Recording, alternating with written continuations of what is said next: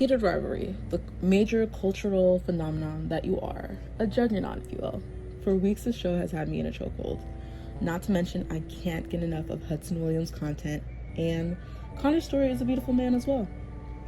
So color with me as I yap about Heated Rivalry. By the way, I bought this coloring book off of Amazon from a TikToker named Carson MTI, who did create this without using AI. She hand drew it, so support small creators if you can. Also, I do recognize that I hold writing utensils kind of weird with my middle finger poking out. I didn't realize it was weird until someone pointed it out in high school, and I never actually fixed it, but I did adjust it towards the end of the video. Also, there's no rhyme or reason to the colors I chose. You might like them, you might hate them. I'm like, but I kind of went with it. So I chose this page out of the coloring book as opposed to one of the character pages because I didn't like the flesh colored markers that I had in my marker kit. That's what I get for buying cheap markers off of Amazon. But I didn't want to invest in good markers until I knew I would stick with coloring as a hobby. So let's talk about Heated Rivalry. Starting with the books. I have only read the first 2 books in the series, and I'm on hold on Libby for some of the other books in the series. Looks like I'll be getting the long game in a couple weeks, so I'm really excited. That being said, my obsession almost never got off the ground because that first book in the series, sorry to say it guys, but it's genuinely terribly written. It almost gives teenage Wattpad fan fiction, and not in a good way. The first book, called Game Changers, is about Kip and Scott, which I also didn't like their episode in the TV show, but we will get to that later on. It could be because I'm just like not a fan of insta-love, and that is the first book's major trope. I feel like I got whiplash on how instantly they fell in love based on nothing.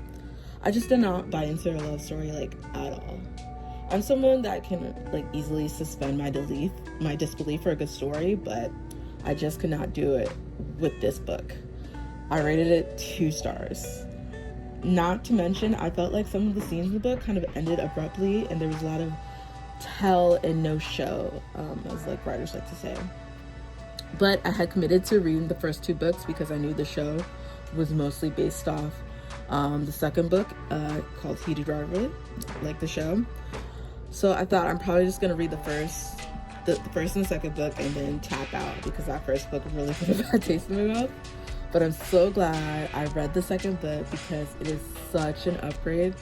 I said to myself, Rachel Reed must have taken a writing course between the first and second book because it is so much better. I don't know if she got a better editor, but it is such an upgrade, such a welcome progression. And I'm not trying to shade her, like, even though it sounds like I am. I think it is incredible what she's been able to do with her books and then be able to turn this into a TV show. I just think the second book is better because it flows so much better. I really felt the love and the tension and passion. I was so hooked. Yes, it's also more of a slow burn, which is more my speed. I'm a little biased towards that trope, but she really did something with Heated Rivalry. I can see why the show is based on this book. And after watching so many reviews of the book series, it seems to me that the first book is often ranked at the bottom, and Heated Rivalry is in the people's like top 2 or 3 of the series. So it seems that Rachel Reed definitely got better as the books went on, which I'm really happy about. And I like it when authors progress. I think that's great. Okay, so I have some opinions or maybe some things to think about.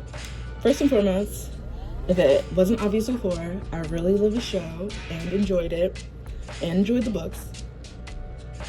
But maybe some things we should think about.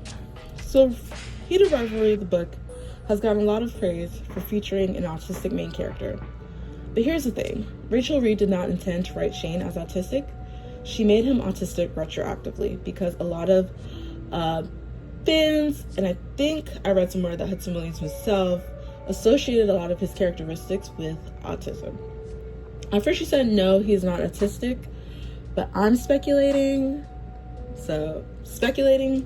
that I think after some pestering from fans, I think she relented and said, yeah, I could see how Shane is autistic. Also, she has mentioned that one of her children is neurodivergent, and after learning about his traits, she can see how Shane came off as autistic in the book. But for me, I think opinion I have is that I think authors should stand by what they wrote initially. I kind of have an issue with like retroactively changing characters, and especially with neurodivergent characters, I think they should be written with intention, or their characters can be handled without care. That's just my main issue. Another thing to think about is, and please don't crucify me for this opinion or throw tomatoes at the screen, but I think if you take away the fact that Shane is autistic, we're kind of becoming a little dangerously close to Asian stereotypes. On her Reddit AMA, Rachel Reed said that she initially wrote Shane as just uptight, anxious, and focused. And also, I did give a little side eye when Shane was a bit more submissive and is the bottom. Now, there's nothing wrong, absolutely nothing wrong with being a bottom, or even like enjoying submission play. But I think why I'm giving it a little bit of side eye is because Shane is in a couple with the white man, and low-key, Ilya's character can be seen as a Russian stereotype because he's, seen as like cold and mean. So just like some things to think about. I do want to call out the fact that even though there are some stereotypical traits about Shane, he is also non-stereotypical in a lot of ways, right? He is an elite athlete. He's physically strong, quite masculine, and is canonically attractive, like physically attractive, which oftentimes in Western media, Asian males don't often get to be portrayed as, so I do think that is good. And also I go back and forth with stereotype, because just because some character traits may be stereotypical, like, does that mean that like that character, like those like that race can't be portrayed with having those like stereotypical traits at all? Like, for instance, I'm a black woman, and a black woman stereotype is an angry black woman. Does that mean like a black woman can't be portrayed as angry at all in media? Like, that would be kind of ridiculous. So it's just like something I saw, like a critique I saw in the Heated Rivalry subreddit, and I just wanted to like call it out, because I too was thinking like stereotypes are like, these stereotypical traits are a little weird, but then also like there are a lot of non-stereotypical things about each of the characters, so each of the main characters. So yeah, just like something to think about. Now let's move on to talking about more of the show. Jacob Tierney, you did your big one for sure. Rarely do I think screen adaptations do a book justice or even surpass the book in any way. But the cast, the crew, the writers, everyone did such an incredible job on this show. It had me hooked. I've never been so giddy about a piece of media in such a long time. And it seems like the world agrees with this sentiment. Like, we're all questioning why we're so obsessed with this show. Like, I'm in this Reddit subreddits. I actually want to buy merch. Like, I bought this color book, for goodness sake. Like, I'm a grown woman and I am obsessed with the show. It just feels so good to watch a romantic show where the two characters, like, you really believe that they're in love. And the stakes are high and they're scary, but there's no like impending doom. Like, you're not like exhausted by the show emotionally. You know what I mean? You're just like happy to watch. Each episode I was captivated. I watched it for at least three times. I would watch it more, but I'm a little scared of how obsessed I'm getting. Not gonna lie. Like I've mentioned before, I'm a grown woman and I'm obsessing over fictional characters. This is like really unlike me. But I'm also, even though I'm really scared about my session, I'm also like excited to be part of a fandom. Often I would see people with like merch and fan art in their bedrooms and little knickknacks to represent the things that they love, and I've kind of always wanted to have that good kind of like passion for something. I don't, except for, you know, Beyonce, because Beyonce.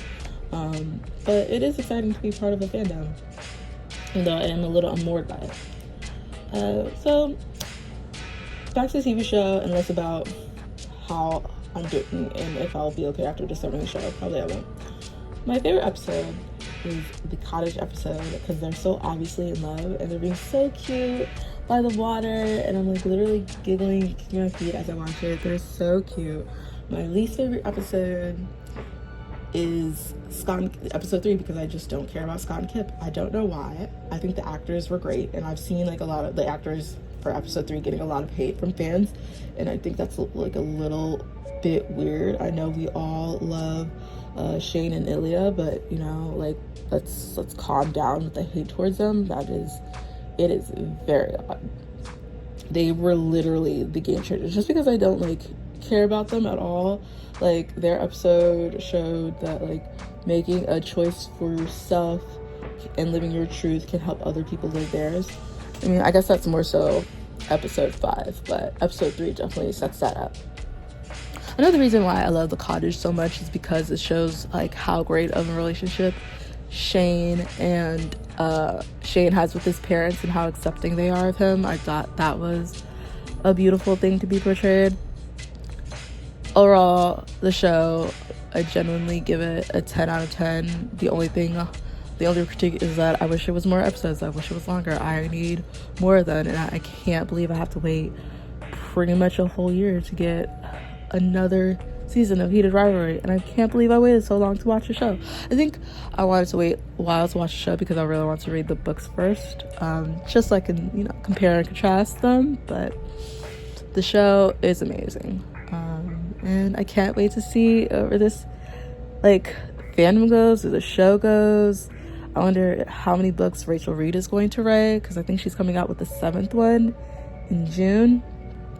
So I'm excited. Let me know your thoughts about the show and the books.